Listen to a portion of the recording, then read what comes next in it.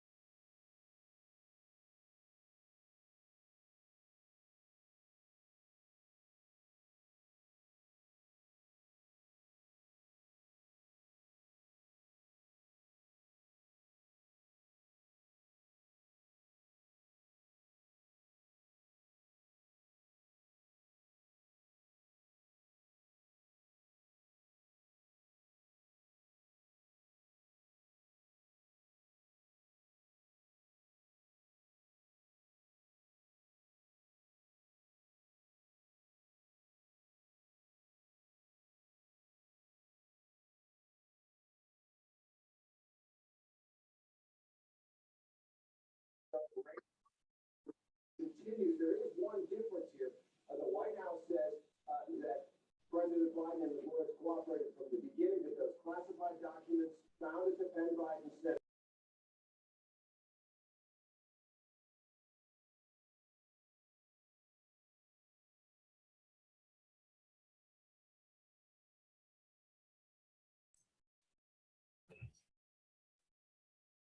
Hey, folks, I'm just doing a quick sound check to make sure that people can hear me and that I can hear those of you who have joined. Well, I'm Ellen and I can hear you. Can you hear me? I can. I guess I could even turn on my photo. Yeah.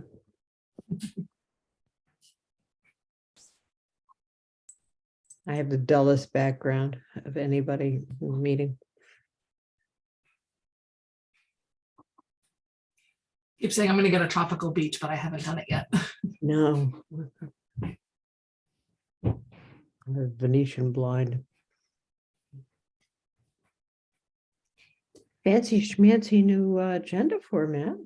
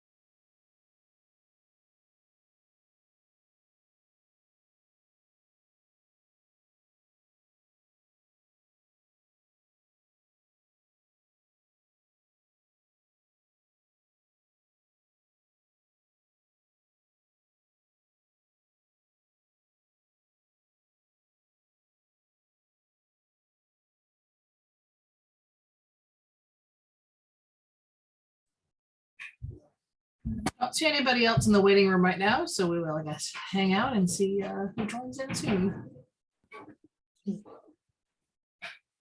Okay, I've made a mistake here.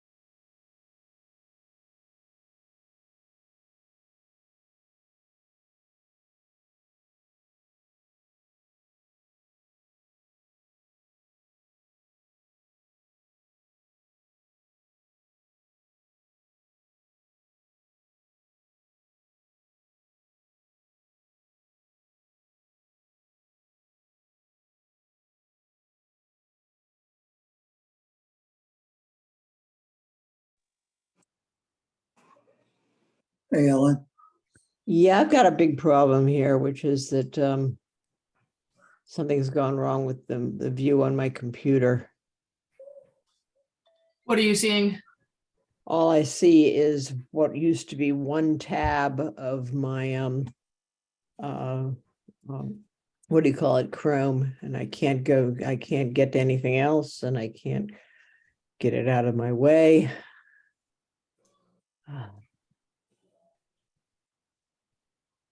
Could try signing out and signing back in. Well, I'm not even, I could force quit Chrome and open it up again, but I'm not sure that'll help much.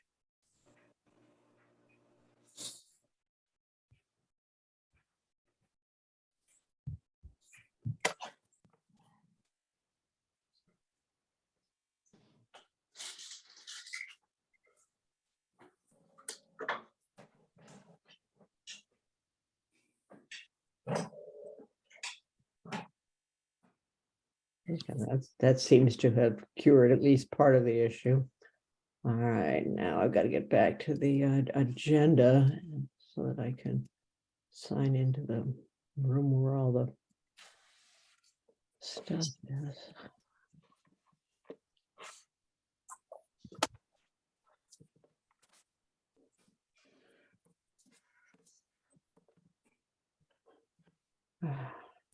This is not verified and this.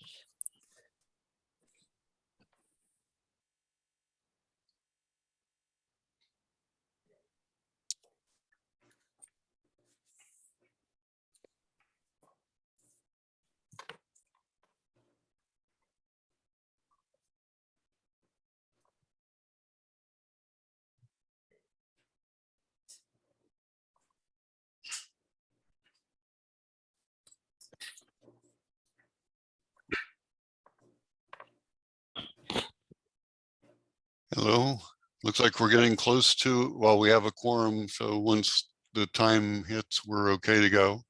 That's good. We can do Aquifer. Yep. People frequently forget that exists. No, we've got plenty of members, so. Well, Like the recording's already started. the recording started. It 20 has, minutes ago. unfortunately, when the meeting was set up, it was set up to auto record and that control doesn't seem to be able to stop it. So I apologize for that. We'll fix it for next time. Thank you.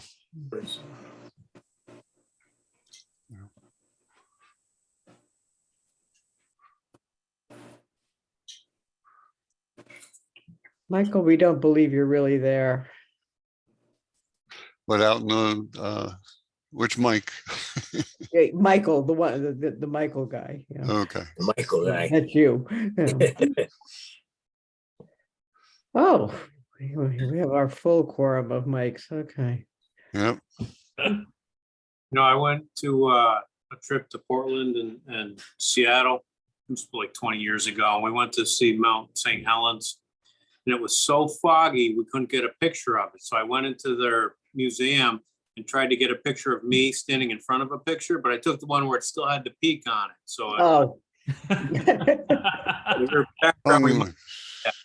Mm. Okay, it is now 6:45. So I would like to get started here. Good evening, ladies and gentlemen. I'm Michael Rossi, Chairman of the Aquifer Protection Agency for Clinton, Connecticut. I would like to call this regular quarterly meeting to order. Do we have a clerk to call the roll? No, Nope. but I can record that I am here, that Alan Kravitz is here, that Adam is present, that Mike Florio is here, Mike Knudsen, Martin Jaffe. oh, I forgot Martin, sorry. Okay. And I guess that's it for Aquifer. Okay. Okay. Is Thank And you. I believe it is a quorum, and I don't think we have any alternates. I don't see any.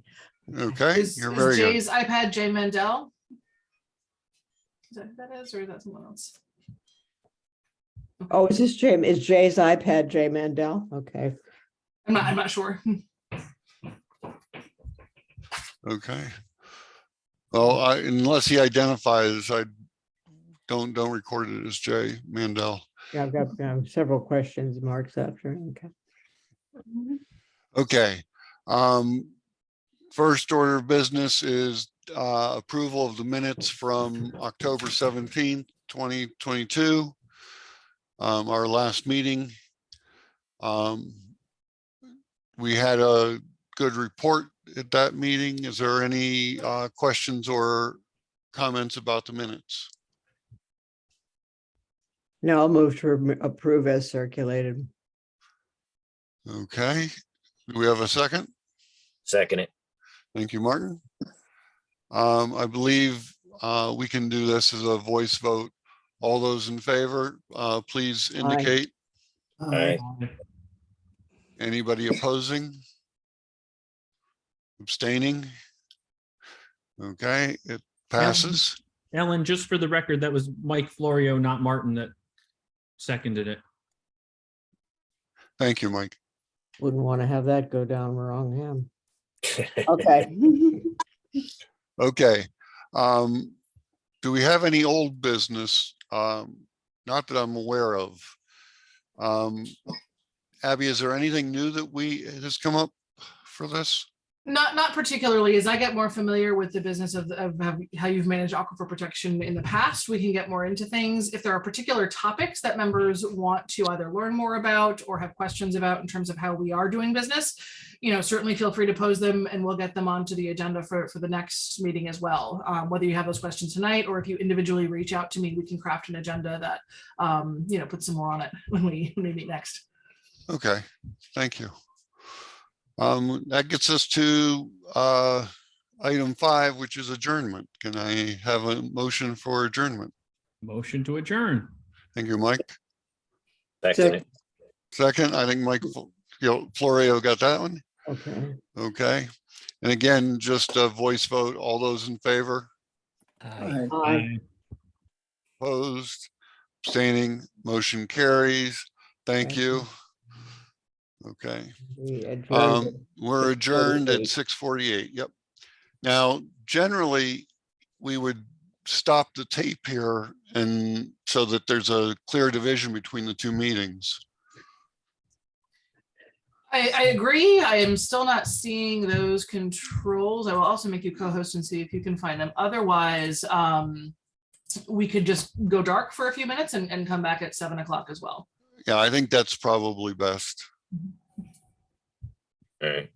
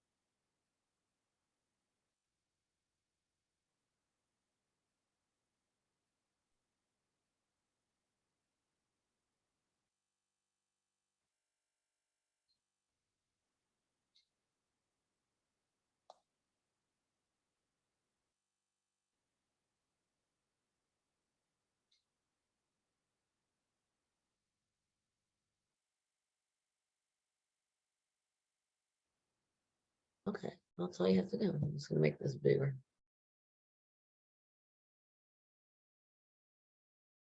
Yeah, correct. What's that video on?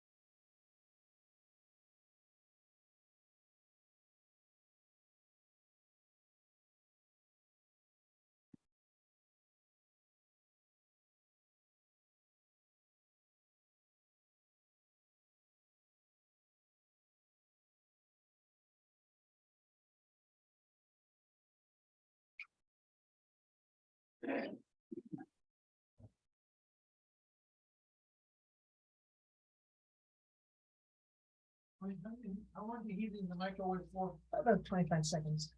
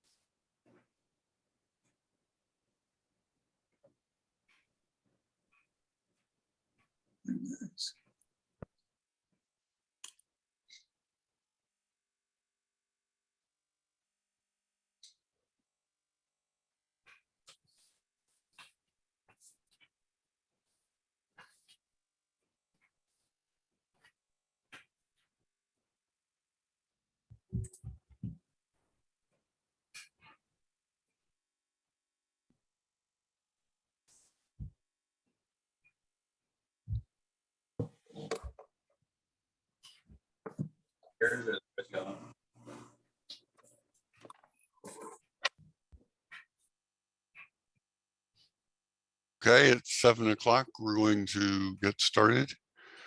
Good evening, ladies and gentlemen. I'm Michael Rossi, Chairman of the Clinton Planning and Zoning Commission. This is our regular monthly meeting for January the 9th. The first order of business is seating of members. I don't see a clerk, so I'm going to do the roll call. Let's see. Mary Ellen? Well, I use Ellen, but I'm here. Yeah, Ellen, you're here. I'm sorry. Mike Nissen? Here. Okay. Alan Kravitz? Here. Adam Moore? Here. Martin Jaffe? Here. Mike Florio? Here. We're missing Like, Will Benoit apparently is Will not here. Benoit and Eddie Alberino. Alvarino is the other way. Okay. And Brendan Saunders. I saw him. Yep, he's here. Okay, I think that's everybody. So I'm going to seat Brendan for Will Benoit. Okay, Is Eddie here? I don't see him. not yet. Oh, But He is not, he may not be here this evening. He may not be here, but just in case. okay. Okay. We don't have any other alternates to seat. Jay Mandel is not here. Okay. With that, we go to the minutes, planning and zoning minutes for December 12th, 2020. Were there any comments or corrections for those? Yes, I had a Ellen. correction. On the matter of 22 PZC 22-19 at 26 West Main, I'm recorded as having abstained. That's not correct. I recused. There's a difference between recusal and abstention. Right. Good point. Okay. So any other comments, corrections? Okay, with that correction, can I get a motion to approve the minutes? Move to approve the minutes. Okay, I got Martin with the motion, second, I'll second it. Mike Florio, thank you. Okay, again, with something like this, we'll just do a voice vote. All those in favor of this, please. Aye. Aye. Aye. Aye. All those in opposition? Abstaining? Seeing none, it was all in favor. Okay. Okay. Next item on here is chairman's comments. And I really don't have any comments other than I do want to apologize for how long the meeting went last month. I feel that I did not do as effective a job at controlling the meeting as I should have. And I apologize to both the members and the public for dragging that out. Okay. With that, we go to our public hearings. Before Ellen reads her part for this, I do want to remind everybody that this whole meeting is being recorded, both audio and video. If you choose to leave your video off, that's not a problem. It will not prevent you during the public hearing from speaking, although we do ask all the members to keep their video on. Mhm. The other thing we want is if people are to be heard, we ask that they keep their microphones muted except when they are testifying, just to eliminate background noise.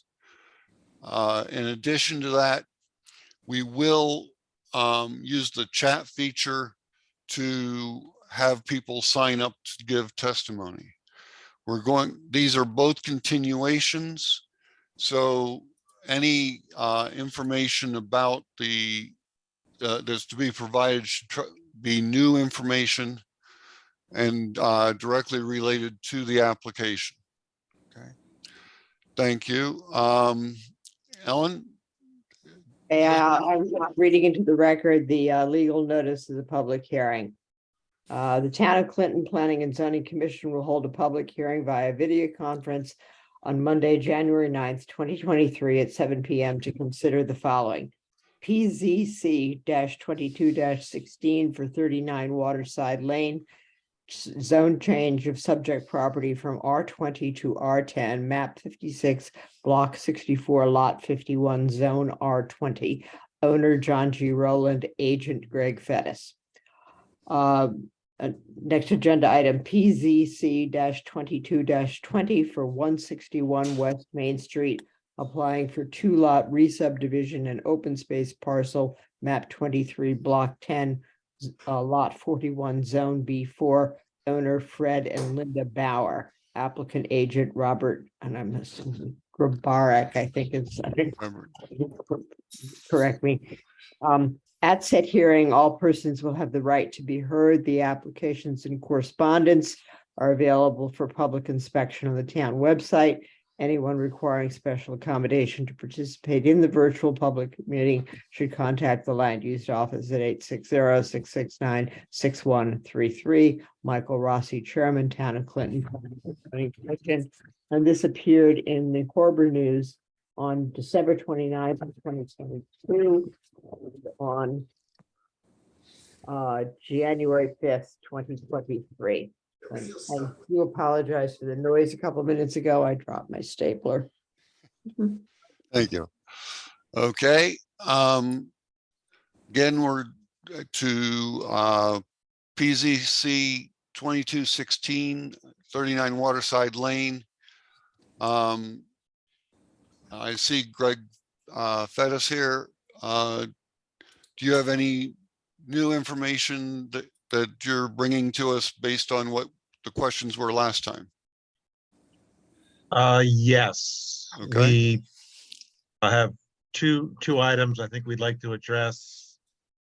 The first, there's two. One is the exhibit, which kind of shows a potential split of the property into 2 lots, and kind of shows that there's not the possibility of 3 lots or 4 lots, like maybe there was some indications that we could do. So that's been submitted on the website. And then there was some clarifications of the deed restriction that Matt Williams is going to address. Okay, thank you. Matt? I was just gonna say, Greg, why don't you present that site plan? So you can walk people through and show them that there's just absolutely no possibility that this could ever be one other house on this property. Why don't we do that first? Okay, so I'm gonna share my screen if that's okay.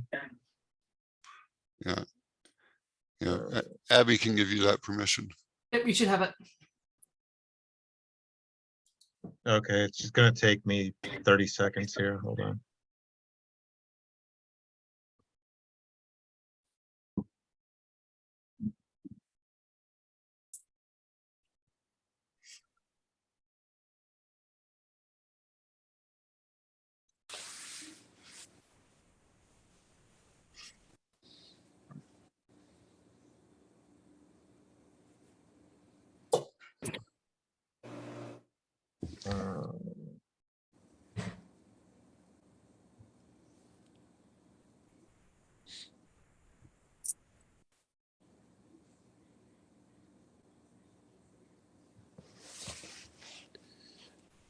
Okay, everyone can see that.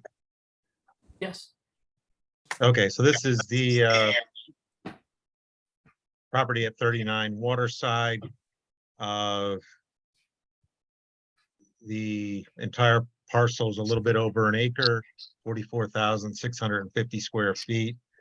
The existing house is located in the northeast corner of the property. The existing barn is situated right behind it. And then there's a small shed that's basically been placed behind the existing barn. So, you know, kind of as we kind of introduced in the previous meetings, we were looking to kind of situate a house, modest house and a modest garage kind of located back away from the street, preserving some of the trees out in front. And so if you look at the zoning table, and I'll just blow that up just a little bit here. We do have kind of the R10 requirements, minimum lot area, 10,000 square feet. So you can see the existing house and the new house meet those items. The minimum square on the lot is 70 by 70. We meet that in each of the lots. Then kind of the frontage is what kind of triggers the fact that you can't get more than 2 lots on this site. The requirement's 70 feet. And as you can kind of see, there's only a little over 141 linear feet along the water side. So you have 71 feet for the existing house and 70 for the new house. So that's kind of the driving force. You could ask, maybe the question might be that, could you get a rear lot, which has less frontage requirements, but then you're required to have 1.5 times the requirement, and it really doesn't work out where you can get another lot. And then just going through all the setbacks and so forth, we do meet all of those with the exception of the house on the front. The existing house is an existing nonconformity,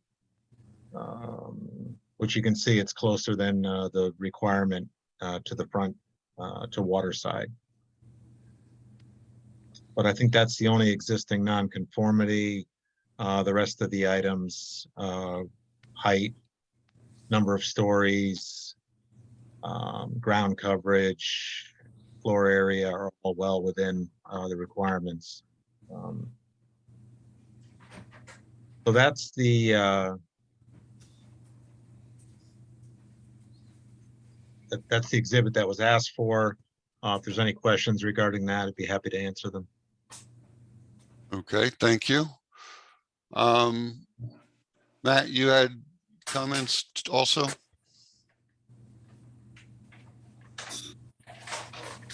You're muted, Matt. Sorry, you didn't miss anything important. I just wanted to reiterate what Greg's demonstrated. There's no way in an R10 zone this could ever become more than one more house.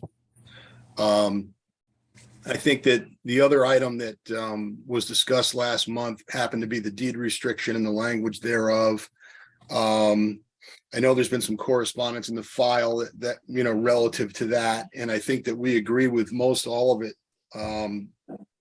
That being a letter from some of the preservation experts, and that we've gone ahead and changed the deed restrictions so that the barn is now also included in that deed restriction, and that the town I think has the ability to review anything that happens there in the future the way we've written it, and that's our opinion. So if anybody has any questions or comments on that later, I'd be happy to elaborate on it. Thank you. Again, we'll go first to the commission members for their questions. And I see Martin has his hand up. Yeah, we aren't looking at oops, let me mute myself. Okay, I mean, we're not looking at a subdivision at this particular time. It's only rezoning. So if you're Correct. creating two legal R10 lots on the site, or if it's possible to create them, then you can build whatever you want on the second lot as of right. There's nothing that says you can't put in a ranch house. They're right up against the road. I mean, you're not necessarily bound by any of the illustrative site plans that you're presenting now, because they're technically not before this board. The only thing we're looking at is an R10 rezoning. And if we do allow two lots, then they will allow housing as of right in each of those houses, and whatever you decide to build there, you can build there. I mean, we can't be limited at this time to a particular subdivision proposal. Correct. That's a good point. It was illustrative. Yeah, that was the point. Is there, Alan, you have your hand up? Yeah, quick question. The way the site plan looks, the question really comes down to, is the apron in front of the garage permeable or impervious? Well, I could speak to that. I think just having a lot of experience with these site plans in R10 and R20 zones, it would almost definitely have to be permeable, Alan, just because of the coverage limitation and the long driveway. That's what I thought. Okay, I just wanted to be sure. Because there's a line there that suggests it's not a continuation, not considered a continuation of the drive, but a separate. Yeah. No, I think, and I honestly think that the other thing I should just emphasize is that what the site plan shows, more than just the technical aspects of only being able to build one house, is that it really limits some other very unfortunate potential addition change to the existing historic structure. By that becoming frontage of another lot, the existing house will that facade will remain as it is probably forever. And I think that as it sits right now, there are no protections to prevent something, historically inappropriate happening to that house at all, in the absence of any kind of a village zone or anything that doesn't exist at this time. Thank you. Are there other questions from the commission members at this time? Okay. Hearing none, I would like to allow any public comments or new information from the public. I see that Peggy Adler has a general comment. Peggy? Yes, I was very saddened to receive an email from Preservation Connecticut saying, "We have been told that you were in full support of the demolition of the John Wellman House at 39 Waterside Lane," which means somebody one of these naysayers or more of them got in touch with Preservation Connecticut and told them that this was the case, which obviously you all know is not true. The email goes on to say, please let me know the reasons you and the commission, meaning Historic District Commission, are not involved to prevent this destruction. Mhm. Has the commission taken a vote, attended the zoning hearings? Okay. So I called him immediately and said the whole thing was a lie. Thank you. Okay, and Okay. just so you know, I have in fact filed a Freedom of Information Act request with Preservation Connecticut, because you can with a nonprofit organization as well as a federal, a government one, because I want all of the documentation that they've received regarding 39 Waterside Lane at this point, because I Okay. just find it disturbing that anybody would go ahead and sink that low. Thank Okay, you. but that's not really, again, we want to stay on track. This is related to the subdivision. Okay, Well, thank you. I believe this has to do with the subdivision, because I think that there is a strain, a movement going on there. Peggy, Yes. no, please, that's not relevant. Okay, thank you. Ken McDonald is next.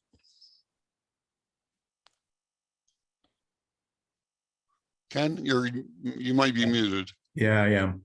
There we go. Thank you, Mr. Chairman. I submitted a letter this afternoon, which I believe is part of the record, so I won't just read it, but I would like to say that based on the evidence that I've seen in reviewing the hearings, I think approval of this particular application to change the zone would be illegal spot zoning. I have cited some cases and standards for that.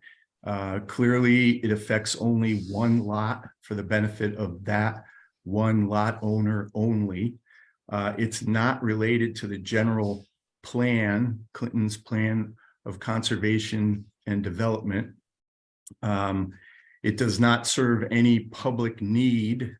It increases the density in this area, and the density, increasing the density in this area of Waterside Lane is not supported by anything that I've seen in Clinton's comprehensive plan.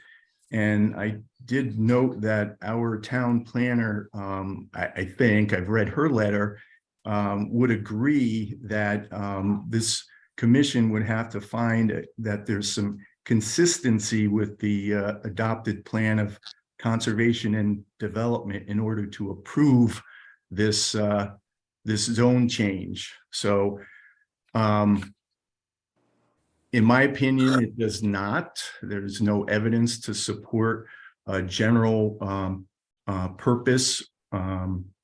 It made sense when the plan or the zoning map was first drawn up, I think over 50 years ago. This lot has been in the same zone, the R10. And although I noticed that the applicant indicated that the two lots directly across the street on the other side of Waterside Lane are in an R10, there's a reason for that. Those lots are higher up in terms of elevation, and they are outside the floodplain zone, as well as the map shown in the plan of conservation and development for Okay, now I see. hurricane surges. Okay. So that's it. So because it would increase the density of development, which is not an objective shown anywhere in Clinton's plan of conservation and development, I don't believe that there's any evidence upon which this commission could make a finding that it is related to the general plan or for the community as a whole, or that it serves any sort of public need. And in terms of the idea of preserving the existing historical lot, I think that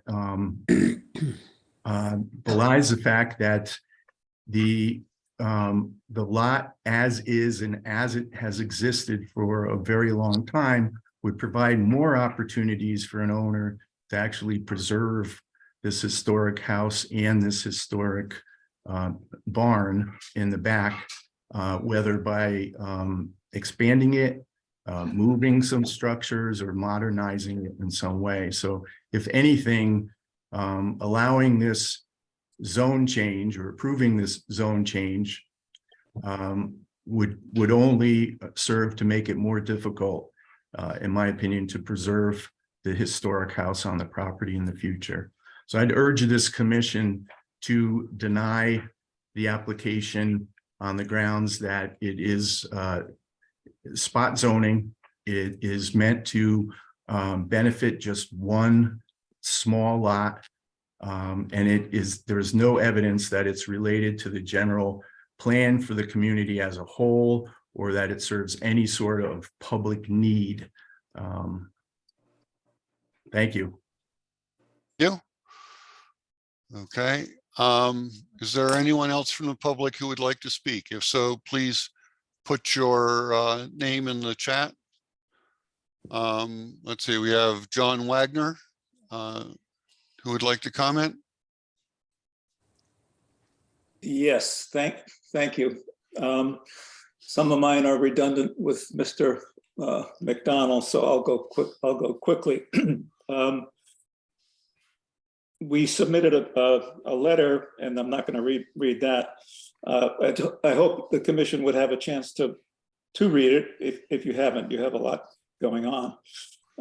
Much of the letter is not our words, but instead relevant information from the town plan of conservation covering and development covering 2015 to 2025.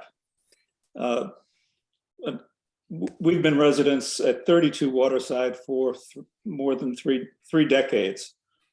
In 2020, we purchased an adjacent property, 28 Waterside, a buildable lot that is now, and hopefully always will be, a wildlife meadow. Our properties are across the street, a bit north of 39 Waterside.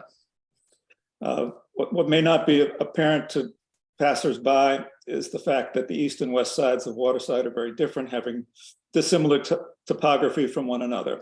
There is a reason 39 Waterside was zoned R20.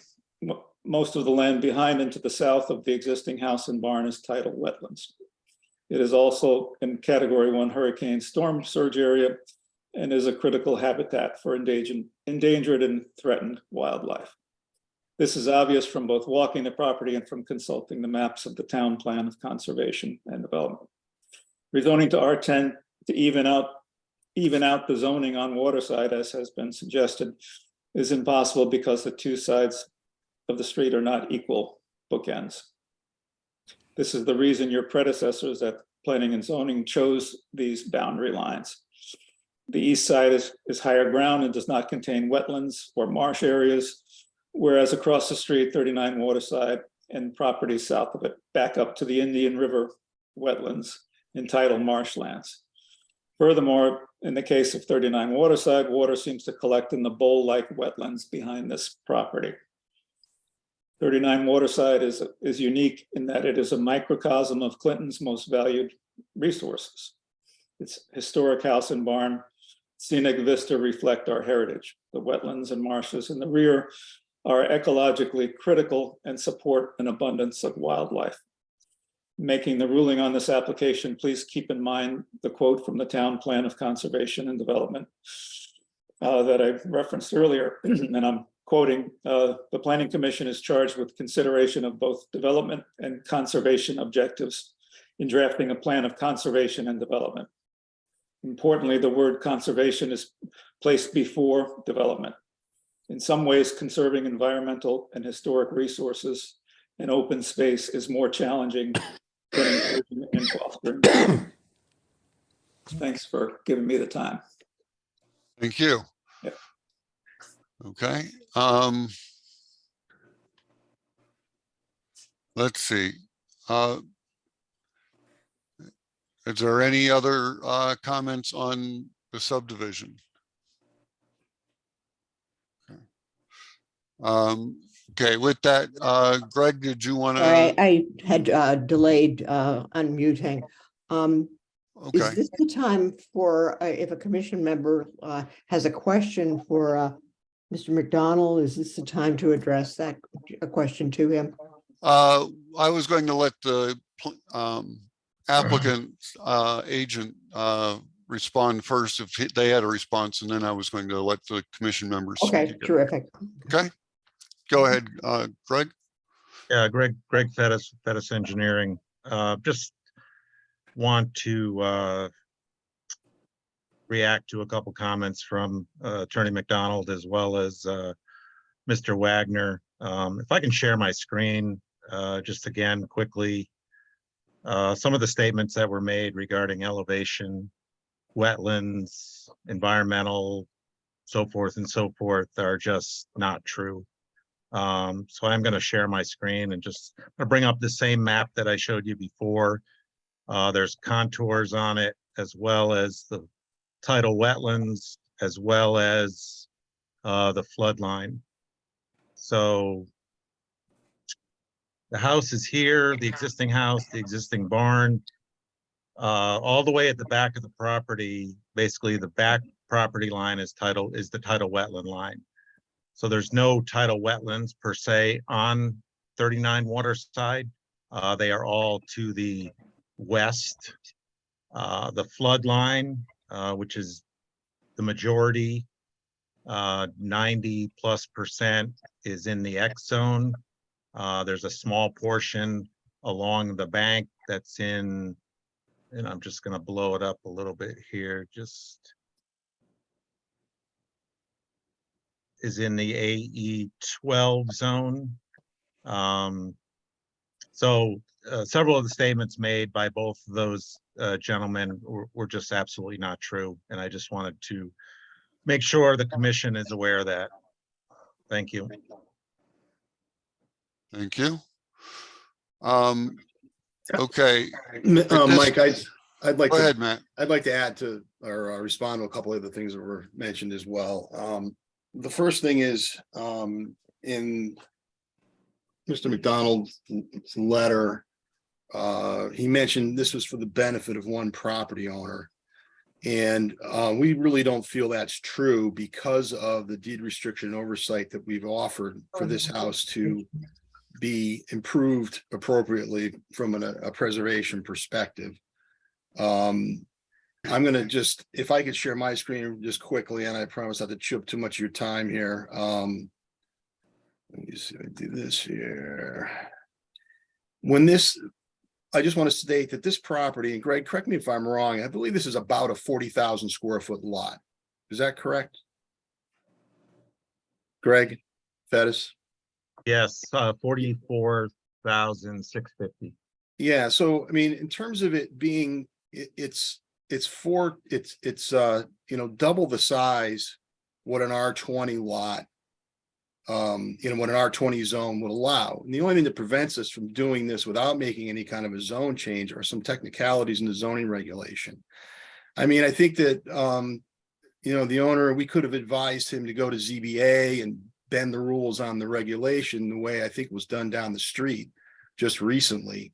But we thought this was a better way to go, because when you remove what's really a double lot front there from the existing historic property, you don't entertain the idea of what could happen otherwise. So I just did a scribble on my screen to show you what an eventual property owner, I can almost guarantee you, will do, not under my review probably, but this is an existing house that has no protections for what kind of change may happen here. And with all that available land, someone could build another little McMansion on the end of it, keep the old house, not destroy it, not tear it down, which we've had discussions about, but alter it in an extremely inappropriate way. And for this reason, I think that this zone change doesn't just benefit the current property owner. I think it benefits the district at large, and I think it's consistent with the town plan and development, where it speaks to preservation of existing historic neighborhoods and districts. And I could go and point to some specific lines in there. There's plenty of them. that reference that, and this ought to be the objective. But right now, the original village zone, you know, the East Main Street Village District was added, modified, whatever, replaced the old village district a few years ago, and unfortunately, it didn't come up this way. And I think what we're offering an RD restriction for this property in exchange for having it zoned to an R10, as it is surrounded by 3 sides of R10, as it's a lot that's, you know, that clearly is not going to be pressured or stressed by a lack of area. By doing so, doesn't really bring any environmental, you know, threat in any way. So I just think that those are the things that I hope the commission will take into consideration is that we really do think this is beneficial, and we don't think it'll have any negative visual impact on the neighborhood at all. You know, in any way, shape, or form, if it's allowed to proceed with the way, you know, we plan to do it, and I think the way Greg has demonstrated on his site plan. And again, I'll just say one more time, Mr. Rossi, I want to call you Mike because I feel like I know you so well. It's not a subdivision application at this time, and if it ever becomes one, we'll have all these discussions, and there'll be, you know, if our deed restriction goes into place, there will be some oversight and discussion about what's appropriate historically and what's not, et cetera. And I think that pretty much covers it for me. Thank you. Okay. This time I would like to allow, again, questions from the commission. Ellen, you had said you wanted to. Yeah, I had a clarification? question specifically for Mr. McDonald. Yeah. And I read his letter in some detail. And as I understand it, Mr. McDonald, you're saying that any zoning change that benefits just one property is illegal spot zoning.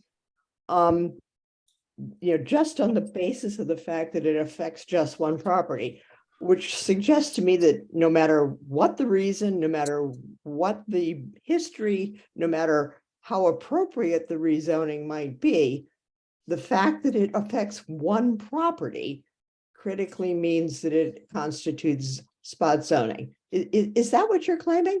No, there's 2 elements to the determination of spot zoning. One is that it benefits just one particular property owner, and it's usually a small one lot or a small area is what the case law says. But the second and more important element of a finding of spot zoning is that there is no benefit. It's not related to the general plan, the comprehensive plan, what we call now Clinton's Plan of Conservation and Development. Does it serve any public need? So that's my point. I think it's you know, yes, zone changes, modifications can often apply to just one particular property. But as I cited in my case, it needs to be supported by the plan itself and be what the case law said, an extension of primarily an orderly development of an existing district which serves a public need in a reasonable way? Or is it an attempt to accommodate an individual property owner? And clearly, I think in Mr. Williams' comments, this is an attempt to avoid having to go to the Zoning Board of Appeals and ask for a variance, which everyone probably knows is supposed to be very difficult. It needs to be based on the uniqueness and the hardship as that's defined under the case law. So what I meant to focus on is it goes without saying that this is just a zone change for one lot, but I haven't seen or heard anything to suggest that it is in the public interest, that it serves some sort of public need. And that really is my point. I'd also like to, unless you want to. Yeah, okay, so let me rephrase. Hold on. Are we supposed to have dialogue back and forth with the public, Michael? or Well, the, no, she's allowed to, we can ask them for clarification of their Okay, points, so. period. So my point is that anything that benefits just one property, if it doesn't have a demonstrable public need, is spot zoning, no matter what the reason is for it, or what the history is. It's so it has to be either more than one property, or, well, it has to be both, either more than one property, or if it's just one, then you have to somehow come up with a public need, not just a private need. Yes, it's the public need. Okay. If I may I respond to another comment that was made by the applicant in terms of the map? Right now, I'd really like the commission members to speak. Thank you. Is there any, and with that, do the commission members have any other questions or comments? Okay, Ken, if you have new information, you may share that, but please be brief.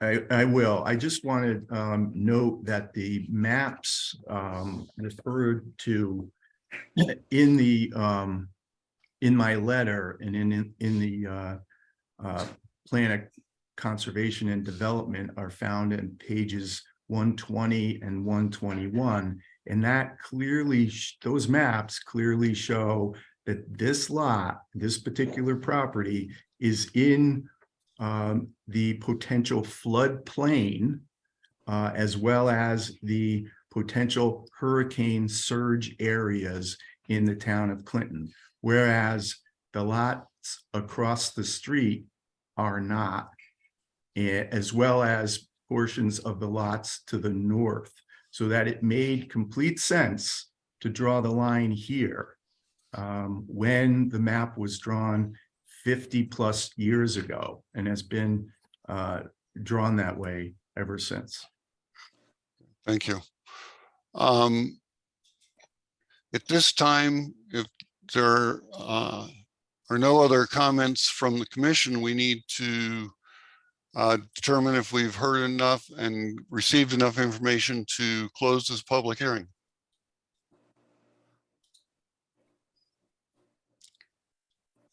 Do I have a motion one way or the other? Well, I guess I'll move to close. Okay. No, second. Second. Thank you, Martin. Any discussion on closing the public hearing? Okay. With that, I'm going to do a roll call vote on this. And it's just the order of members on my screen. So we'll start with Alan. Yes, or I. I said Alan, but Oh, Alan. I'm sorry. Okay. Alan. I think I already voted aye. Okay. Brendan. Aye. Adam. aye, Martin. Aye. Mike Newton. Aye. Mike Florio.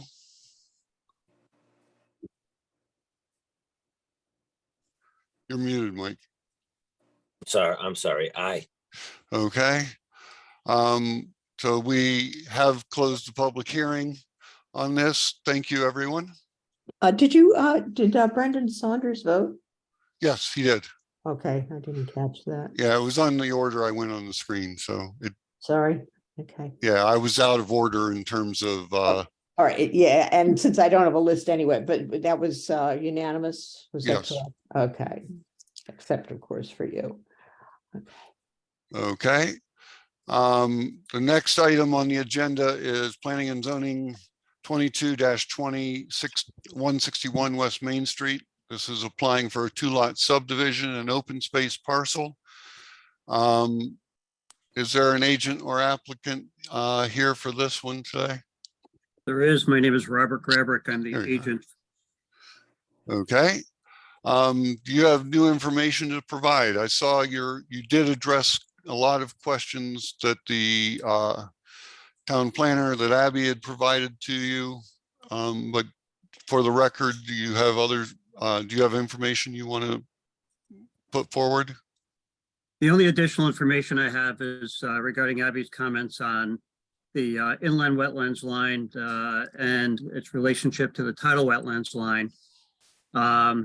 We do have a inland wetlands map that was prepared by Rich Snarsky back in 2015. You know, why it never got on the plans, I'm not sure. What I did do was digitize it and put it on the newly submitted plan. And while it may not be completely exact, it does seem to make sense in on the basis of the topography out there. The building square can certainly fit in the Mabel rectangle and be completely out of the flood zone. And then I guess the only other thing is it was a previously approved subdivision, and it's been slightly revised in that this time around, rather than 2 lots, we went with 2 lots and an open space parcel.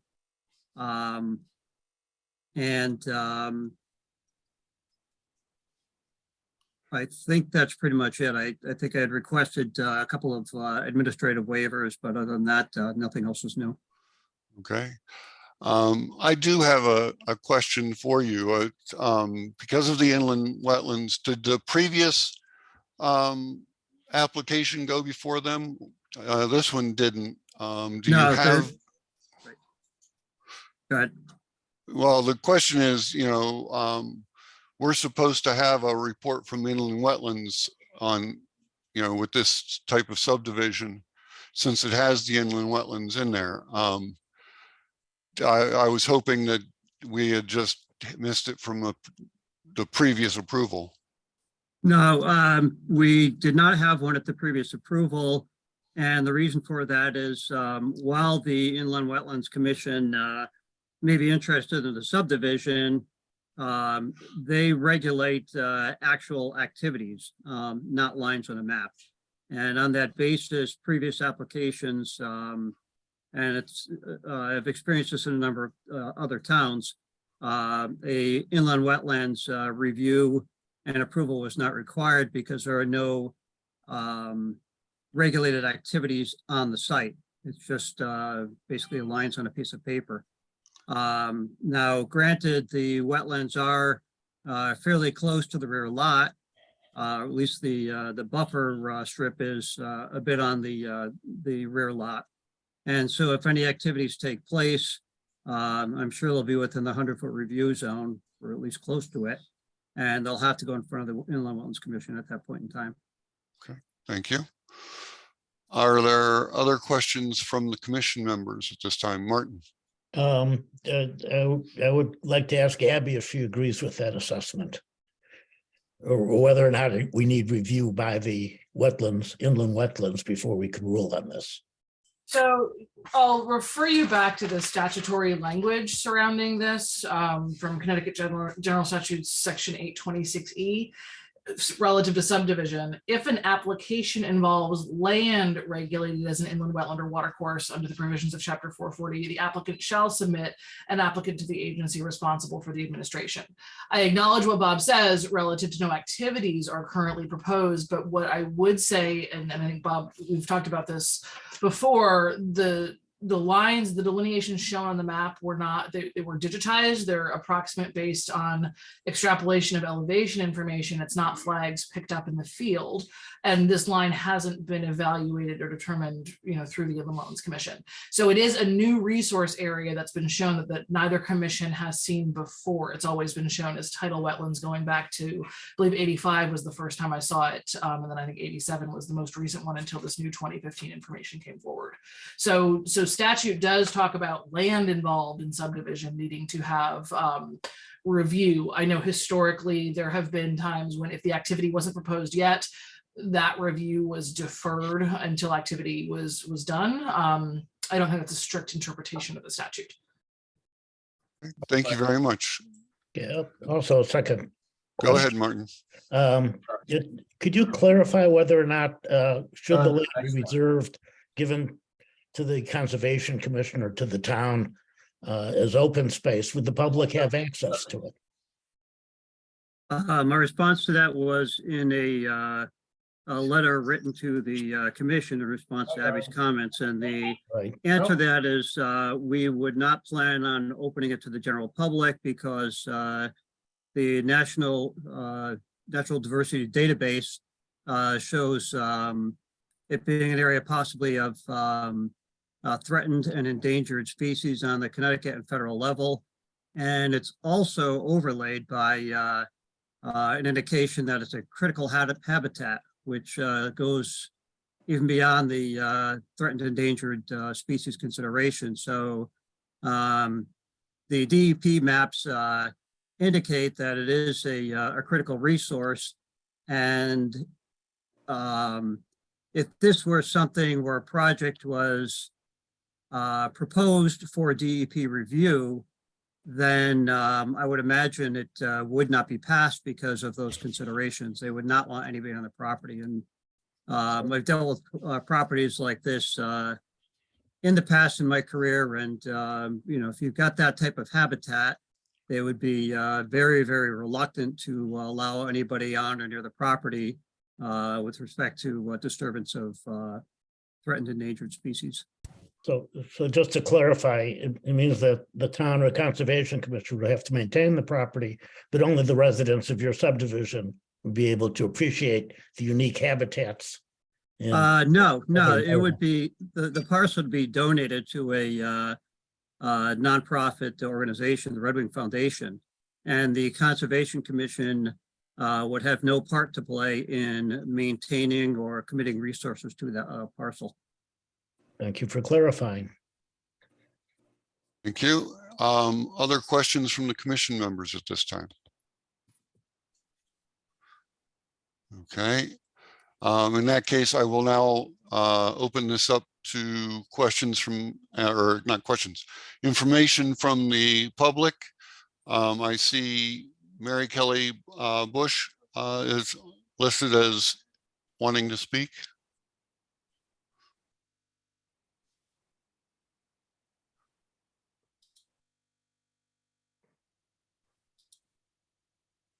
Mary, you're still muted. Yeah, Mary.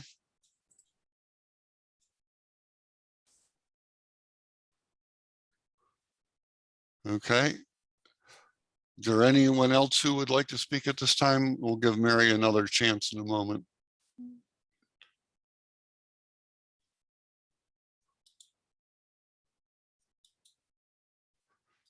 Nope. Okay. Yeah, my biggest concern, I'm going back to the commission members since we don't have anybody else from the public here, again, was the inland wetlands issue. But I think we have your testimony on that, and we have the information from the general statutes. I think that we've personally, I think we've heard enough that we can close this public hearing. Is there any, can I get a motion to close the public hearing on this application? Excuse me, there's a chat from Mary Kelly Bush that she still wants to speak. About 39, she's still on Waterside Lane. She came in late. And that public hearing is closed, so no, she cannot speak. Okay. Boy, that's what I thought. So, okay. So, okay, so do we have a motion on this application?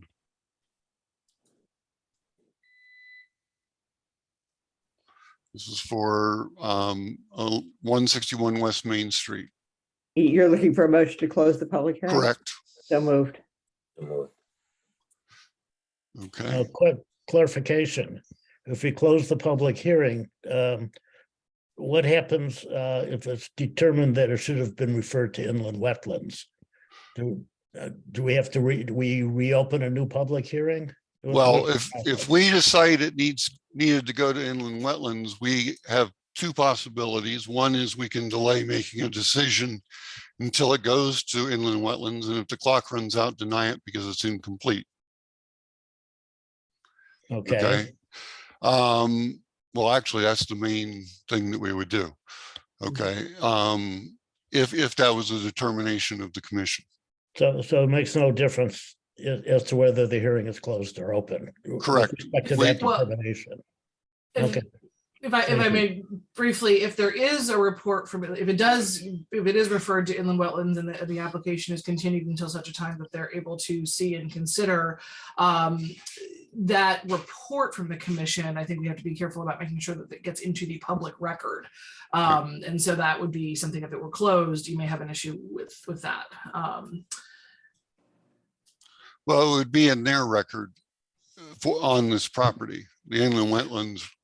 It would be in their record, but I believe there are provisions relative to where action is required by inland wetlands for them to make their report and recommendation prior to a determination of the Planning and Zoning Commission. And so I'm just flagging that as a procedural issue that may come up. Okay. I think I'm going to withdraw my motion to close. Okay. I'll It was move never for- seconded anyway. I will move to continue the public hearing until we hear from the Inland Wetlands Commission. Second, Okay. Further discussion? No. Okay. In that case, I'm going to again call for a vote and do it in the order that I see people on the screen. So I'll start with Alan Kravitz. no, You don't want to do what you just moved?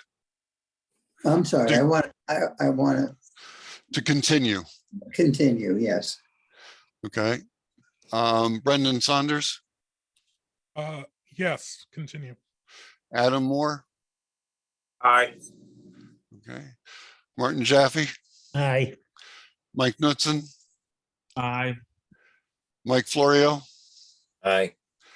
and Ellen Dahlgren. Aye. Okay.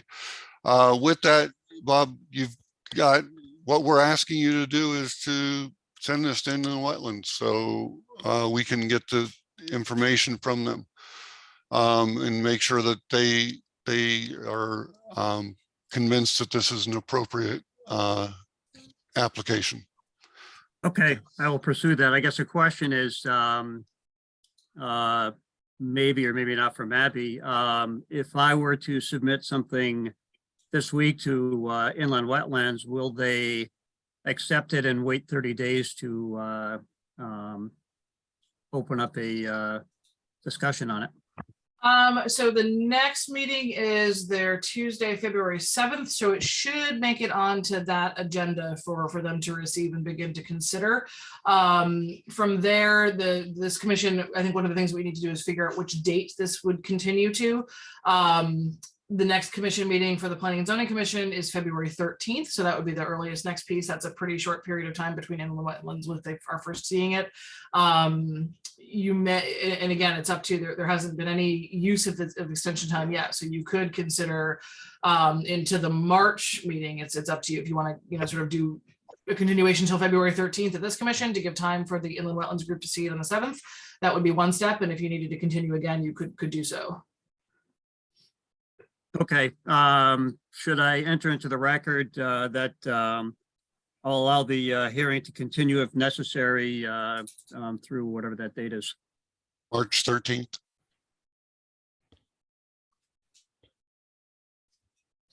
Yes, you said, and if you can follow it up with an email to the office. I that will would do be so, yeah. great. All right, and then you had a question regarding field verification of the wetlands. I'll have to get Rich Snarsky out there to flag it and get the Don Gessie to survey it. So the earliest I can imagine having it is if I push them sometime next week for a submission to the Wetlands Commission. All right, I mean, if that's okay with everyone, that's the course I'll pursue. Yeah. Thank you. Thanks. Okay, thank you. Okay. Going back to my agenda. The next thing we have are staff reports. Abby, you're first. Yep. So generally speaking, I apologize for not having a written staff report. We had put our efforts into the individual application reviews. And so, but one of the, just a couple of quick things, our office has actually settled into our new space. So if anybody is interested in coming on over, we have a remodeled office for the land use folks, and it's nice. They did a great job. So big thank you to Public Works and the town manager's office for that. We are beginning to have some conversation internally, and I brought it up briefly with Michael and with the town manager about opportunities for coastal resiliency discussions, and so that's something that I think in the coming months we will get into, and whether that is happening under the purview of planning and zoning, or whether it happens with a joint group that's formed with town council members and folks from other boards and commissions to have a discussion about how applications are proceeding through coastal review. But I would expect that that is something that comes up for discussion as we move forward. The other thing that we're spending a lot of time on in the office right now is working on processes for review between boards and commissions, so that when folks are coming in for pre-application reviews and the beginning of projects, we flag issues like the one we just discussed, so that folks are not bouncing back and forth between commissions, that we're trying to catch everything early on, so that we can make sure that things are getting to folks at the right times.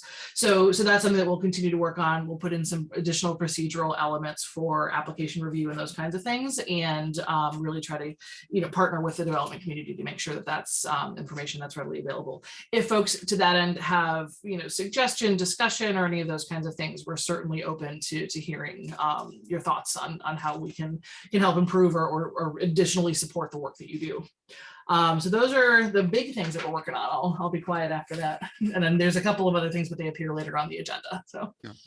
Thank you. And I would like to say I appreciated the time spent on the staff reports for the different applications. I think that was very useful, particularly the bringing in the state statutes for us, and helping organize that. That was I found it extremely useful. So thank you. Awesome. Thank you. And does anybody have any other questions or comments for Abby at this time? Go ahead. Yeah, I want to commend you on your staff reports, the reports for the individual applications. We've been working so far without the technical guidance of a professional planner on a regular basis. And I, for one, am very appreciative of your ability to clarify the issues for us in your application reports. Thank you. Thank you. Okay. Next Kathy had submitted her report for ZEO. Did anybody have questions or comments regarding that? She's been very busy, obviously. She keeps herself very active. No questions? Okay, we'll move on. New business. We don't have anything in new business this month, so we'll leave that. Old business. We have 2216, which is 39 Waterside Lane. This has closed. So it's eligible for discussion and decision. Now, I would like to point out that because of the number of people that have commented on this, we need a 2/3 majority to pass a change, okay, for the change to be passed. We have 8 people here, so that still would be 6. Okay, 5 would not be quite 2/3 of 8. Okay, so that means it would require 6 votes in the affirmative to change it. Again, as was pointed out in the staff comments, we need to make sure that we talk about whether or not it is consistent with plan of conservation and development. And I'd like that to be part of our discussion, whether we, how we feel about that. And Well, that's the big one, is whether it's consistent and what the public good is that it's serving. I'll start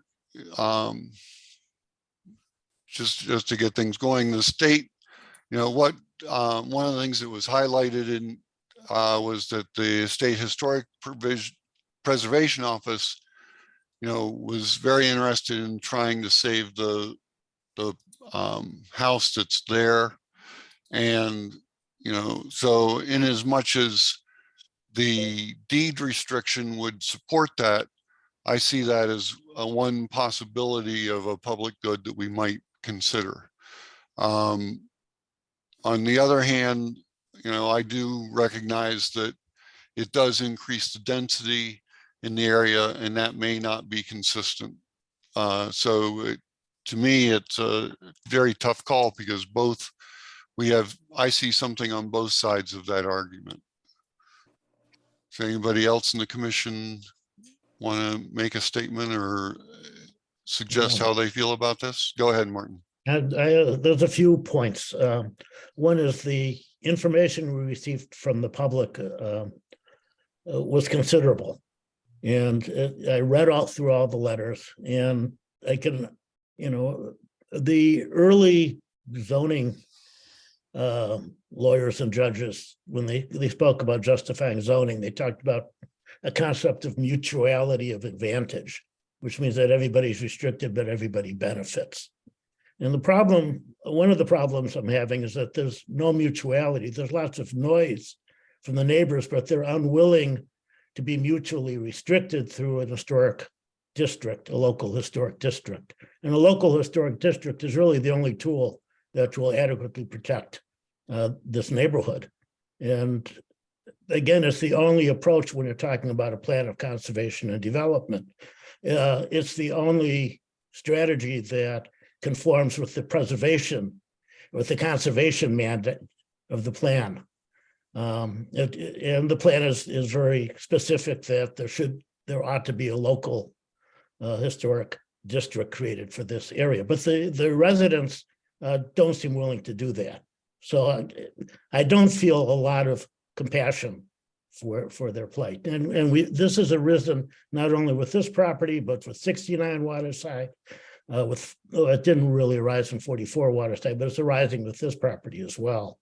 And all these things could have been obviated if half the effort the residents spent in writing petitions, they had spent in organizing themselves into a local historic district. That's something that I think we should keep encouraging them to do in the future to fulfill the policy set forth in the plan of conservation and development. The second point is, yes, the property is surrounded on 3 sides by R10 zones.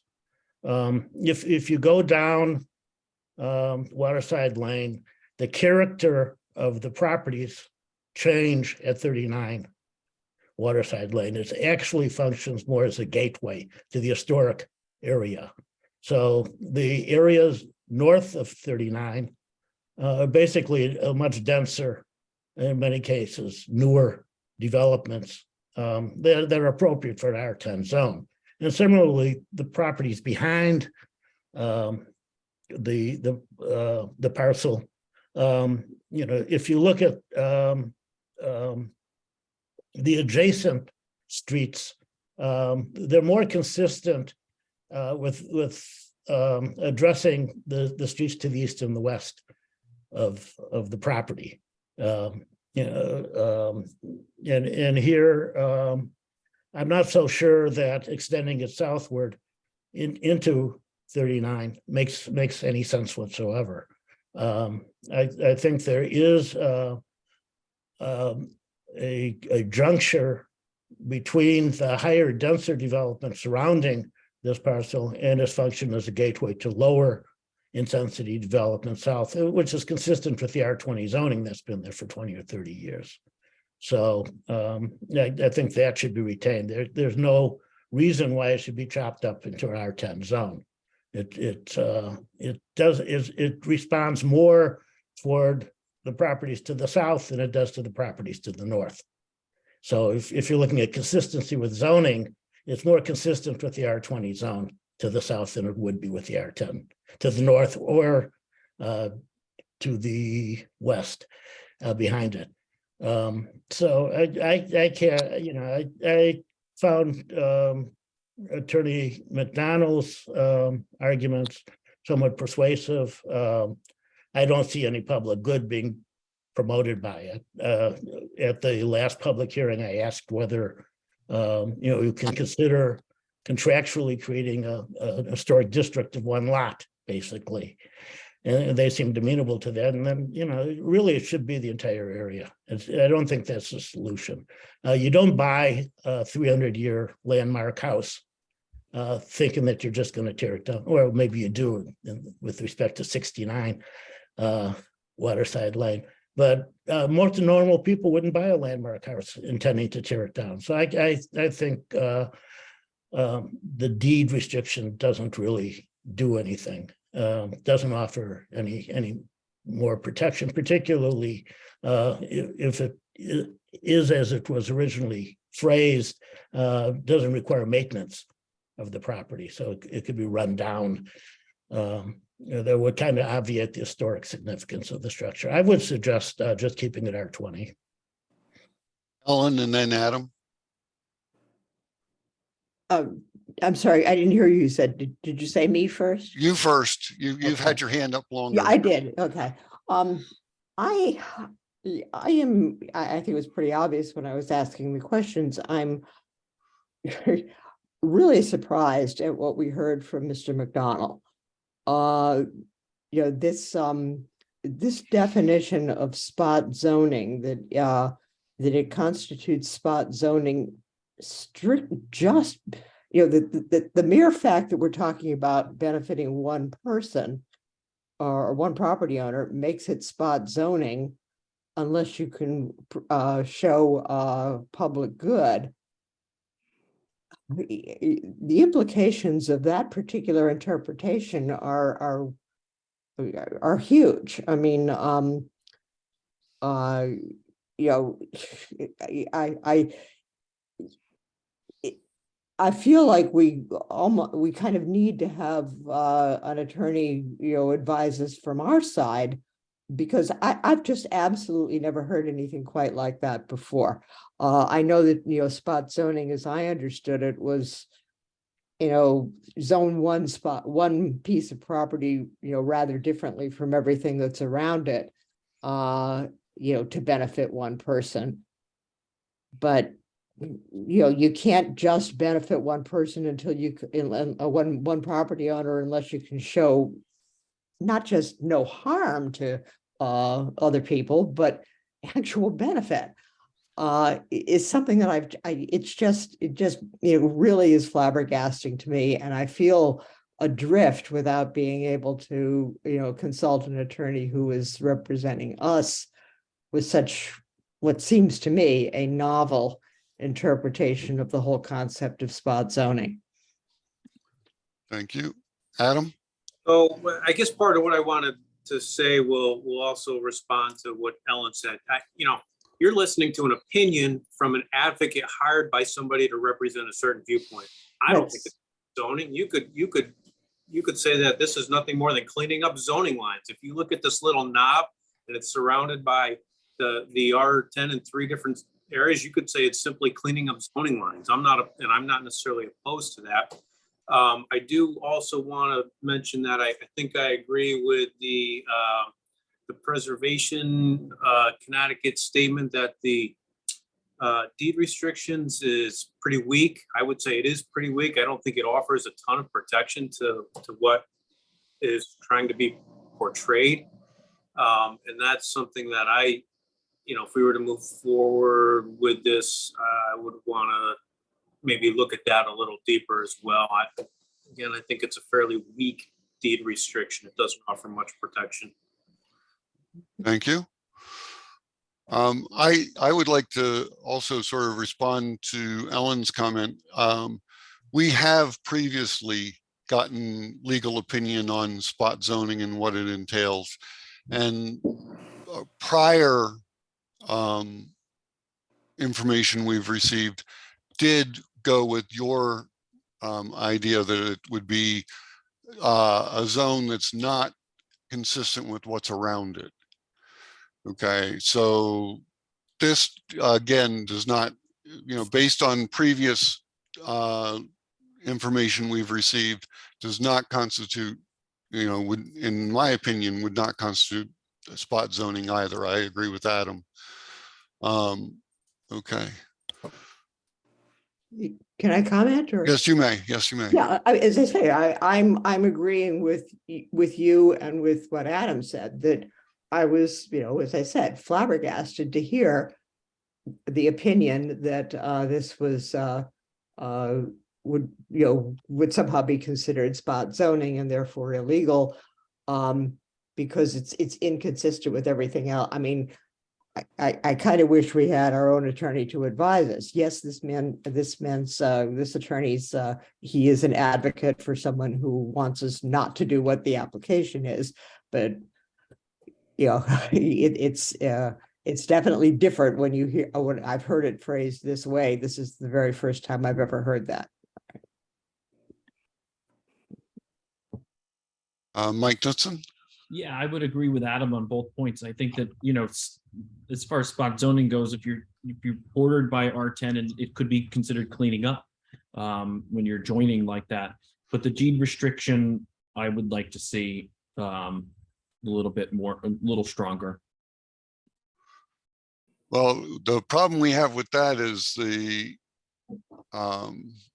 there isn't any way for us to strengthen the deed restriction, I don't believe, at this point. I mean, so that may impact your decision, but we have their language, their new language already on the record. Martin? I would say it's not so much spot zoning that I'm concerned about. It's the rationality of why one should rezone to the R10.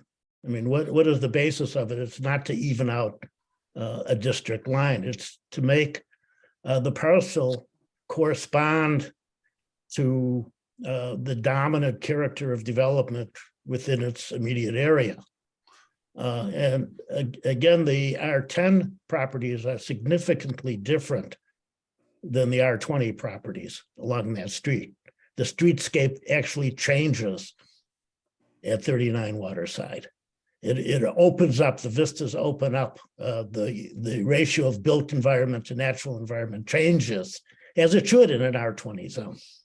So when you're looking at what the property ought to relate to, it shouldn't necessarily be forced to relate to 1950s, houses and multifamily houses crowded in behind it, or newer houses on small lots to the north of it. Which is what the R10 with rezoning it would imply, that you're trying to achieve consistency with these smaller lots. And I don't think I don't think is a rational justification for the rezoning. And that's what I'm trying to raise. Forget the word spot zoning. Think about rational zoning. Is there a rational basis for rezoning that parcel when it acts as a gateway and clearly responds to the other larger, older historical houses to the south of it? Okay. That's all I say. Thank you. Mike Florio? Yeah, I agree with what Martin was saying. I mean, basically everything he said was what I was thinking. But like who buys a historical house and all of a sudden wants to subdivide it, and when they buy it and want to build a house behind it, I don't know, it doesn't fly with me. Just all. Thank you. Any other discussion at this time? Alan, is that you raising your hand? That was me. Yeah, I think that this merits further consideration. I don't think it's there. It's there yet. The changes are not justified yet. I would propose a motion against approval. Okay. We have a motion. Do we have a second? No second. Okay. The motion, now, what we would need, Alan, is a reason, particularly if you can relate it to the town plan of conservation and development, so that we have that on the record, or, you know, what's the reasoning that you find for that motion? Well, the reasoning is the goal of creating something special on on Waterside Lane, and the unique vistas that are offered by the 20,000 square foot limit. One family, 20,000 R20. I think that once it's changed forever, and there'll be inclination to peel off other sites further down the road. Okay. I mean, what I think we need is a statement of how it doesn't meet the plan of conservation and development. Well, it doesn't meet the objective, the fundamental objective of preserving unique historic areas. And this is a very unique, our most unique historic residential area. And therefore, I just can't go with it. Okay, thank you. Ellen? Yeah, I'm very concerned about the parliamentary situation that we're in here. Rather than proposing a motion to approve, which would fail if it didn't have 2/3 vote, we've proposed a motion to deny, and I'm trying to figure out whether, you know, does the motion to deny pass with a 1/3 vote? No, simple majority. Or what? Simple majority. Simple majority for the motion to deny, whereas a motion to approve would require the 2/3. Is that correct? Or I just wonder if it would be cleaner to actually put a motion to approve on and have people vote it down. Ellen, do you want to remove your motion? Well, this is a question for the chair. Yeah. My feeling is that with a motion to deny, given reasons that apply, that's a better way to go if that's what the commission wants to do. I think, you know, that's why I was asking for Alan to give his justification. But if we move from a 2/3 majority to a 51% majority, then. Well, but if 51% vote to deny, then the vote to approve would not have met this 2/3. Right? That's right. Okay. Well, so we're essentially raising the bar to lowering the bar. Well, no, I mean, yeah. If we have 9 people seated, we would need. Can we lower the bar when the statute says you need a supermajority? If more than 20% of the abutters. Yeah, Abby, I just think it this? would be an awful lot Abby, can we cleaner do from a this? parliamentary point of view. That's all I'm thinking of here. I have no sympathy for the abutters. The abutters voted down the historic district, the establishment of a historic district, because they wanted to maintain options open to them. Of course. Okay. But then we get dragged into other, you know, neighborly conflicts, I guess, because they refuse to really want to protect their properties. Absolutely. What they don't realize is that by protecting their properties, they're increasing the value of their properties. They're preventing inconsistent development from lowering their property values. Okay, Abby, you were asked if this was, what's the more appropriate way for us to go on this? I would like your opinion. If the commission is, you know, sort of by virtue of the discussion that's been had so far, is leaning toward not approving in either case, you get to the same end either way. I do agree that there needs to be, if the denial and again, you have a motion and a second on the floor for that particular issue and the start of some findings relative to it. I think it's the level of specificity and clarity in the finding of inconsistency with the character goals or other elements listed in the plan of conservation and development, which you do have a number of pieces of testimony in your record that relate to that. So you could spend some time going through those and making those findings to be very specific as to why the denial was done, if that's Right. where you're headed. But I do agree that finding needs to be in place. You have the option either way, but you have to sort of procedurally deal with the motion that's before you right now. Right. And Ellen, do you want to withdraw your motion? No, I but didn't I make a motion, Alan did. Okay. I would I- accept modifications to it if you want to add more reason to it. Make Yeah, it a well, strong. I would like to make a statement that, I don't feel that it is consistent with the plan of conservation and development for a couple of reasons. The one is that I don't see it as specifically going to help with saving the character of the area because of the change that Martin's discussed. I don't feel that it is giving us really any value to change this, because again, the deed restriction is not necessarily ironclad. It doesn't, we aren't guaranteed that property can't just fall into disrepair and then be demolished. So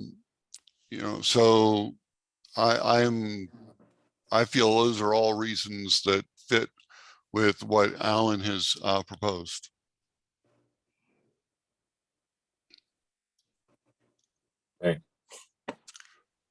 So Question. Abby, you were going to say something? I just want to clarify. So we have a motion and a second to deny with the findings that the zone change does not meet the objective of preserving a historic residential area and is not consistent with the plan of conservation and development because it does not save the character of the existing area given the land patterns and zoning that currently preserve a less dense area to the south of this particular property, and that the deed restriction offered is too weak. It does not meet the goals of preserving existing historic assets on the site. Correct. Right, That's okay. my opinion, and right. Is it the opinion of the chair that if this motion fails, generally if a motion to deny fails, that means that the application is approved and the threshold for the failure is the less than 50%? I don't believe that we can do that in this case because of the statutory requirement to approve is 2/3. Okay, I think we would have to come back and vote on whether or not we are approving it. Mm-hmm.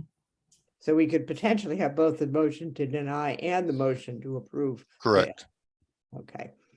And there are no protections against demolition of that property currently in place other than the default ones under state statutes, essentially the fact that you could petition, go to the state historic Correct. preservation folks and thence to the state attorney general's office. Correct. Okay, the same as the ones we saw earlier. Okay. Okay.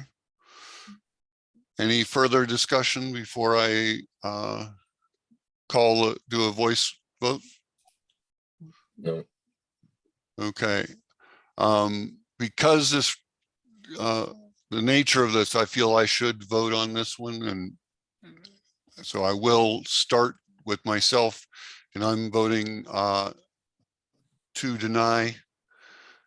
Then I'll send this over. Again, I'm going to call people in the order I see them on here. Alan Kravitz, are you? Aye. Brendan Saunders? Abstain. Okay. Adam Moore? Nay. Martin Jaffe? Aye. Mike Knutson? You're muted. Nay. Okay. Mike Florio Aye. and Ellen Dahlgren. I'm sorry, I didn't hear Florio vote. Was it an He- aye or a nay? He said aye.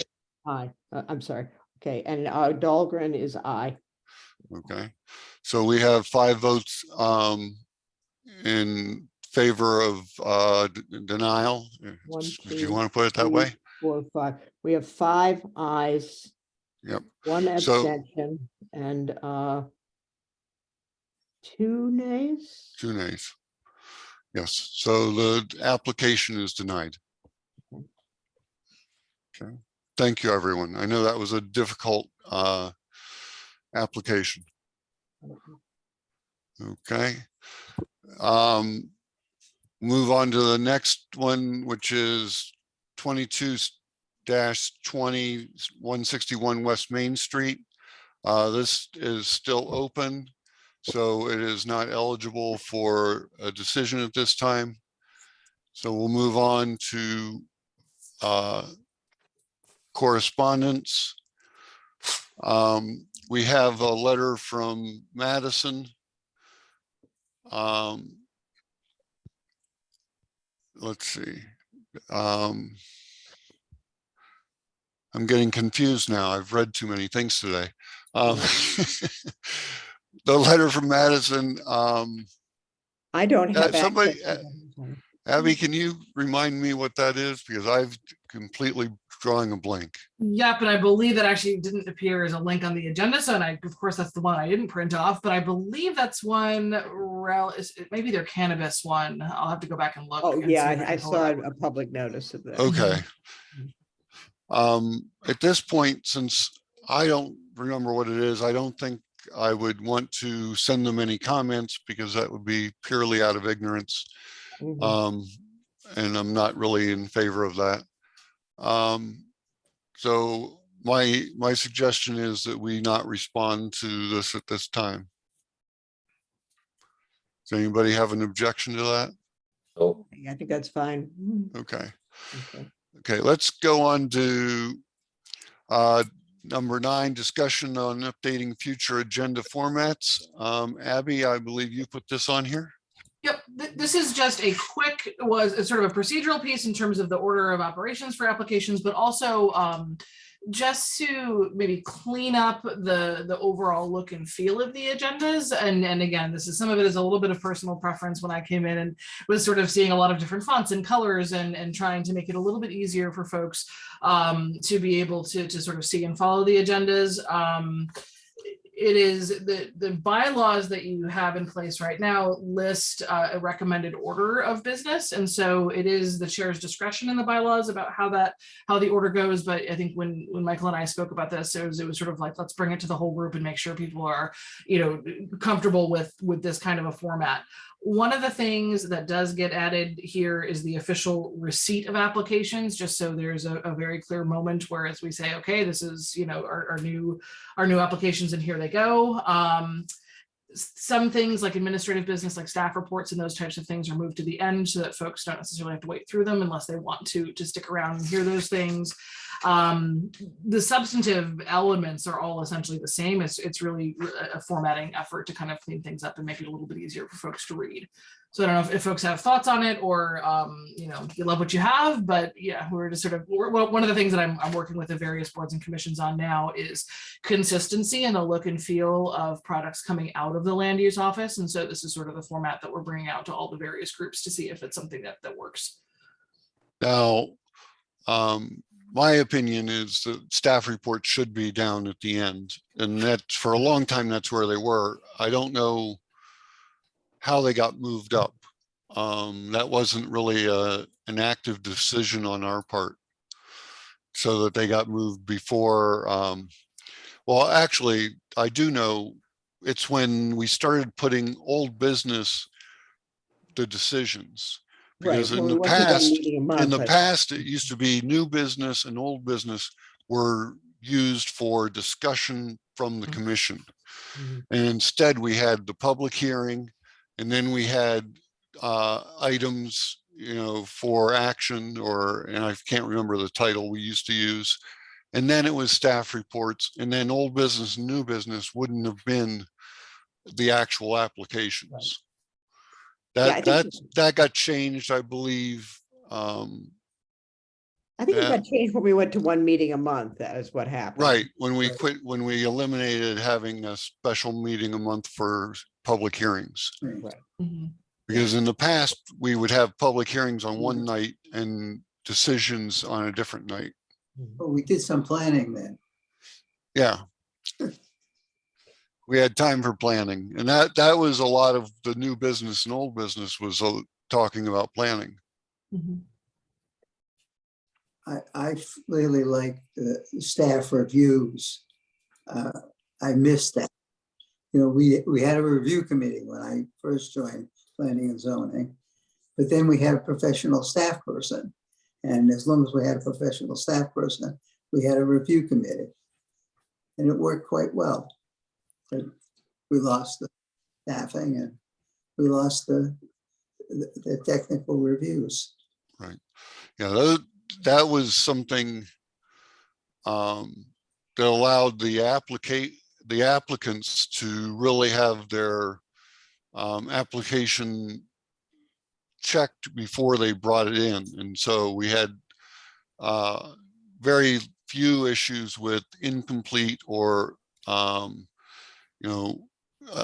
information missing, okay, because of that. And so, yeah, we look forward to having, that kind of help for the public from the office. Okay. Whether you need us to have be a committee, a subcommittee that would participate with you with members on it, that's something we could be discussing, but it definitely seeing the land use office be able to help applicants so that they don't run into trouble with things that may delay them. And one thing that may help with that, with the addition of the receipt of applications and separating that out for public hearing, because I think what's happening right now is applications are coming in and they're being sort of automatically scheduled for public hearing once they're determined to be complete.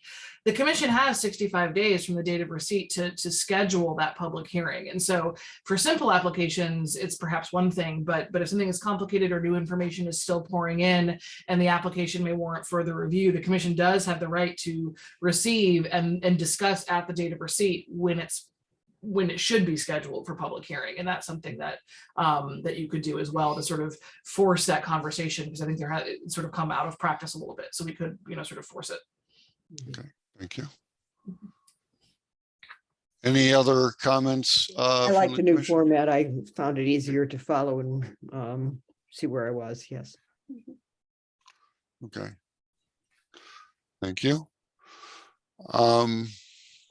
Do you need any other information, Abby? No, as long if there's general consensus that this format is okay, then I think under the bylaws, it is the chair's discretion if you wanted to go with it. So we'll just take your direction. Okay. Yeah, I'd like to go back to having a receipt of applications, moving the staff reports to the end, and making new business and old business back into our discussion for planning and concerns from the commission. Okay.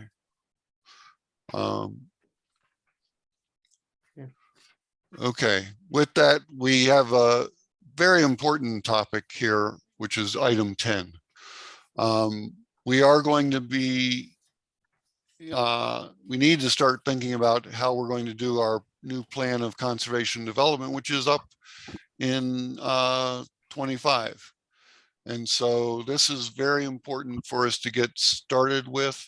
One of the suggestions that Abby has made is that we really need to start planning for what it will cost for us to have this done this time. And so she is proposing making a capital request in both fiscal year 24 and in 25 to be able to cover this. Abby, can you talk about this a little more? Sure. So I've had some preliminary conversation with the town manager about it. And one of the things that we thought was breaking it up over 2 years, I think sort of helps to even out the ask, especially as it's got competing capital interests throughout the town. And so we're trying to keep the budget as even as we possibly can. It's a fairly large ask. $80,000 is obviously not a small sum.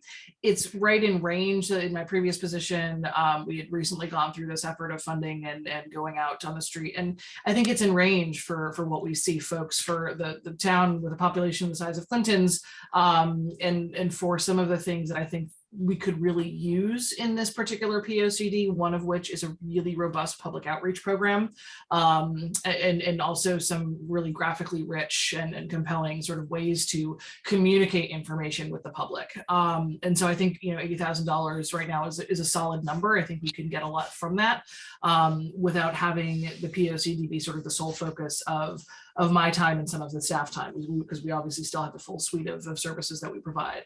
So I think, you know, certainly having a consultant is, the commission has precedent for it. I think it's a decent number.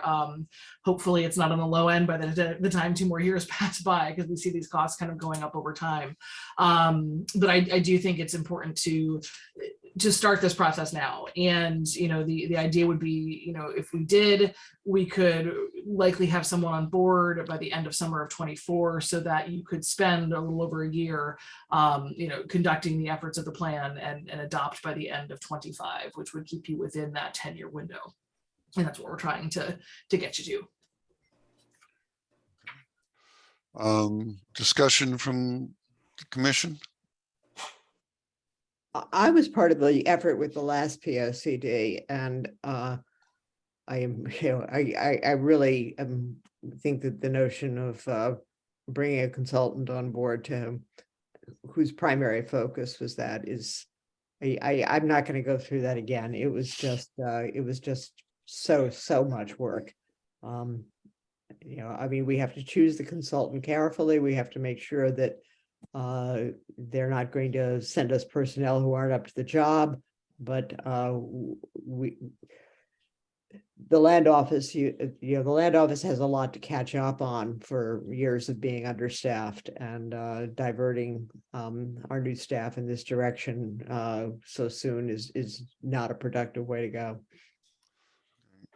And I'll say this would be my 3rd town plan conservation and development, and the first one we did without a consultant at all. And that was very intense on all of the members of the commission, because we all had to really do a lot of the work. Alan, you may remember that too. I think you were. I remember that, yes. The second one we had help with. I think one of the things that would be very important with this one is that we have if we do it this way, that we have a very well-developed request for what we're expecting. So the call for applications needs to be very well thought out, and you know, we have to, you know, have very clear timeframes within it, so that we know what our marks are when we're going to hit them. Yeah, I think we need a process-oriented consultant right off the bat, because I think we seriously have to do some outreach, and we need to look at long-term trends that we didn't take into account, or we didn't even anticipate last time around. Right. And I think we also do have to, you know, have some kind of control over the personnel that the consultant supplies to us. You can waste a lot of time with with the wrong kind of, somebody who just doesn't have the professional credentials to do the job. Okay. So what I'm hearing, we don't need a motion for this, but what We actually do. I think you do need a yeah, motion? he requested that we have something on the record so that when he brings it to council, that it's very clear that the Okay. commission supported. Well, I think he wrote suggested wording, and I can't pull it up. did you have a I motion? move that we, that we ask Abby to read her suggested wording, and I will move it as my motion. Let's see. So I'm not sure give specific wording, but I would say that the commission moves to request funding through the town's capital improvement plan in the amount of $80,000 for the plan of conservation and development to be broken up into $40,000 increments in fiscal year 24 and fiscal year 25. Yeah, that's my motion. Okay. Do we have a second? Second. Thank you, Alan. Okay. Again, I'm going to do this as I forgot. Is there any further discussion? Okay, I'm going to go through and do this as a. Mike, I'm sorry, I have one question. Okay. Who's going to hire the consultant? The town ultimately hires him. Right. But But we would hope it would be based on the recommendation of the commission and the town planner. Yes. Right. I would envision that there would be either a subcommittee of the commission or the commission in full through a special meeting that, we draft the scope, the commission approves and authorizes the scope. It goes out on the street and the commission votes to award. And so there may be interviews that are conducted either through the commission or a subcommittee thereof. But I think there definitely needs to be input and folks will be included entirely throughout the process. Could we modify the motion to say that, engage the commissioner, engage the consultant upon, vote of the commission? You can do that. If does your second agree with that? Yes. Okay. So we have that. Okay. Any other discussion? Okay, I'm going to call this then. Alan, how do you vote?